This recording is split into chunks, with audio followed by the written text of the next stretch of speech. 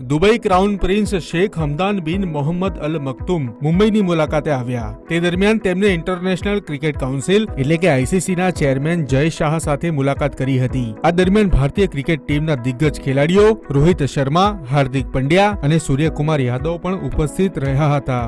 જય શાહે ત્રણેય ખેલાડીઓનો ક્રાઉન પ્રિન્સ સાથે પરિચય કરાવ્યો હતો. ભારત અને યુનાઇટેડ આરબ અમીરાત એટલે કે યુએઈ વચ્ચેના સંબંધો મજબૂત રહે તે માટે જય શાહ અને શેખ હમદાને ચર્ચા કરી હતી. ખાસ કરીને કોઈ પણ રમત હોય એ બે દેશ વચ્ચેના સંબંધો મજબૂત બનાવે છે. બંને વચ્ચે ખાસ કરીને ક્રિકેટના ભવિષ્ય અંગે ચર્ચા થઈ હતી. આ મુલાકાતની એક ઝલક જય શાહે તેમના સોશિયલ મીડિયા પ્લેટફોર્મ એક્સના એકાઉન્ટ પર દેખાડી છે. તેમણે આ મુલાકાતને લઈને ખુશી વ્યક્ત કરી છે.